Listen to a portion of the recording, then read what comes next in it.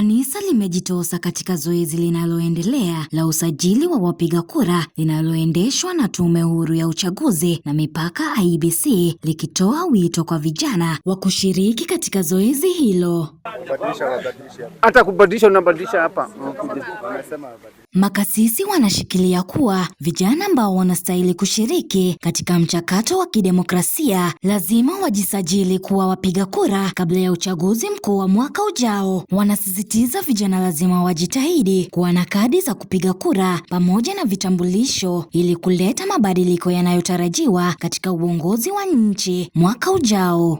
Our youthfulness is our hope and our hope is our strength. So when we see you, you have the assurance that we have the assurance that our country, our church is strong because of you, young people. So do not forget your identity, do not forget your advantage, do not forget the opportunity that God has given you so that you can be the strength of the church and the strength of humanity.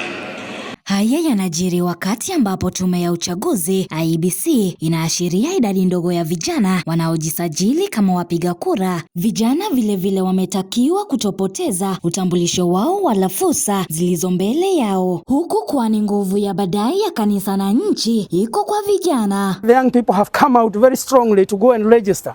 We therefore would like you to make it easy for them. Those processes and those bureaucracies that we are talking about and systems that don't work some places, please IEBC, make it easy for these young people. You know they have no patience, they don't have much patience. They cannot queue there for a whole day waiting for a system that is hanging or a crack registration crack who is late. They cannot wait for that. Make systems work easily, make it easier for them, increase the registration centers. Those identity cards that have taken too long before they are release those identity cards. Zaidi ya hayo, Wizara ya Masuala ya Ndani imetakiwa kuhakikisha michakato mzuri wa utoaji wa vitambulisho vya kitaifa ambavyo ni muhimu kwa uandikishaji wa wapiga kura. Na kitu moja ni kujisajili hapa ndio upate kupiga kura. Atenka Negunda, Runinga ya KU.